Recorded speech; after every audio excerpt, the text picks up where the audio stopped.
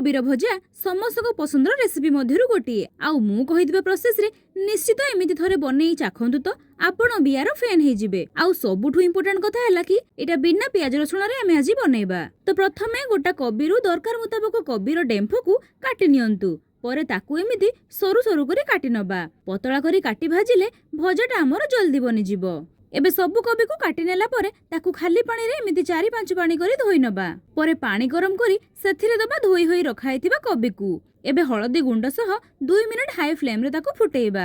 ଆପଣମାନେ ତ ଜାଣିଛନ୍ତି ଫୁଲକୋବିରେ କେମିତି ପୋକ ବାହାରେ, ତ ଏମିତି ତାକୁ ହଳଦୀ ପାଣିରେ ଫୁଟେଇଲେ ସେଥିରେ ଲାଗିଥିବା ପୋକ ଯୋଗ ମରିଯାଆନ୍ତି। ଆମକୁ କୋବିକୁ ଏଠି ବେଶୀ ସିଝେଇବାର ନାହିଁ, ବାସ୍ କେବଳ 2 ମିନିଟ୍ ତାକୁ ହାଇ ଫ୍ଲେମ୍ରେ ଫୁଟେଇଲା ପରେ ସବୁକୁ ପାଣିରୁ ଛାଣି ଆଣିବା। ତ ଏବେ ନେକ୍ସଟ ପ୍ରୋସେସଟା ହେଲା ମେନ୍ ପାର୍ଟ, ଯୋଉଥିପାଇଁ ଆମେ ଗୋଟେ ବାଉଲରେ ଦବା ହଳଦୀ ପାଉଡର, ଲଙ୍କା ପାଉଡର, ଧନିଆ ପାଉଡର, ଜିରା ପାଉଡର ଆଉ ସ୍ୱାଦ ଅନୁସାରେ ଲୁଣ।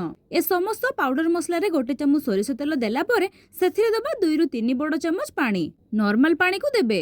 ଏବେ ତାକୁ ଭଲକି ଗୋଳେଇଲା ପରେ ଗୋଟେ ଦମଦାର ମସଲା ପେଷ୍ଟ ରେଡି ହେଇଗଲା।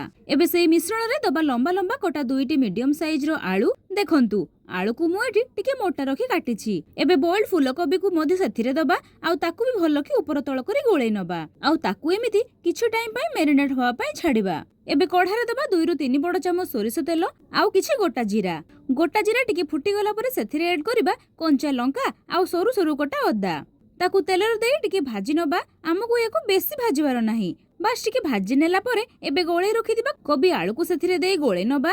ଆଉ ଯେହେତୁ ଏଥିରେ ଆମେ କଞ୍ଚା ଆଳୁକୁ ୟୁଜ କରିଛୁ ସେଥିପାଇଁ ଏସବୁକୁ କଭର କରି କରି ମିଡିୟମ ଫ୍ଲେମ୍ରେ ଭାଜିବା। ଆଳୁ ଟିକେ ଭାଜି ସିଝିଗଲା ପରେ ଲମ୍ବା ଲମ୍ବା କଟା ବିଲାତିକୁ ଦବା ଆଉ ତାକୁ ବି ଏମିତି ଟିକେ ଗୋଳେଇ ନେଲା ପରେ କଭର କରି ବିଲାତିକୁ ଟିକେ ନରମ ହେଲା ଯାଏ ଛାଡିବା।